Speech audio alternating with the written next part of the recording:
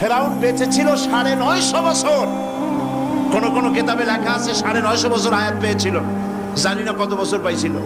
৯৫০ বছরের ভেতরে একদিন তার সর্দিও হয় নাই। ও যেন বলতে না পারে যে যদি আমার অসুখ বিসুখ হইতো তাও তো আমি আল্লাহ তোমারে ডাকতাম।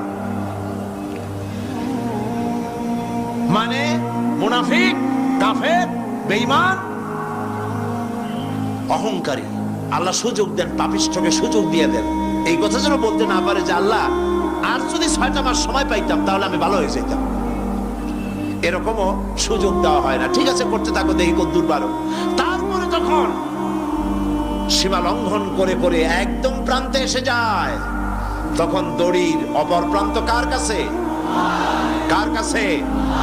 ঘুড়ি যত উপরেই ওড়ে, ঘুড়ির লাটায় ওই পেছনে একটা সুতা আছে, সেই সুতাটা আরেকজনের হাতে, ঠিক না? ঘুড়ি যতই মনে করুক যে আমি পাল্লা দিয়ে মঙ্গল গ্রহে যাব, যেখানে ঘুরি সেখানে যাব, ঘুড়ির এই অহংকার মিশে বেশি দূরে যেতে পারবে না, যেহেতু তোমার পেছনে একটা দড়ি আছে, সেই দড়িটা আরেকজনের হাতে।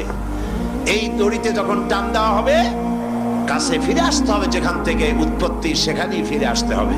ক্ষমতায় যে যখন থাকে তখন চতুর্দিকে অন্ধকার দেখে, মনে করে যে এ ক্ষমতা আর আমার হাত থেকে যাবে না, যা খুশি তাই করব। কিন্তু তোমাকে নিয়ন্ত্রণ করার আরেকজন আছেন, আছেন কিনা?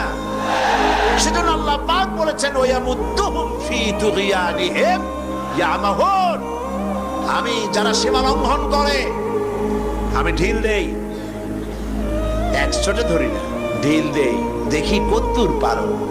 সুতরাং আল্লাহ পাকের এই প্রচন্ড ক্ষমতাকে বিশ্বাস করতে হবে যে তিনি বিরাট ক্ষমতার মালিক। ফকিরকে আমির বানান, আমিরকে ফকির বানান, আবার প্রয়োজনে ইচ্ছে করলে পথের লোক ধরে কেউ সেরে না কেউ সরে না আল্লাহ পাক ধরে নিয়ে বাদশা বানান।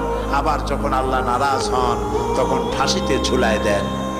পারেন কিনা? পারেন কিনা? প্রচন্ড ক্ষমতার মালিক তিনি।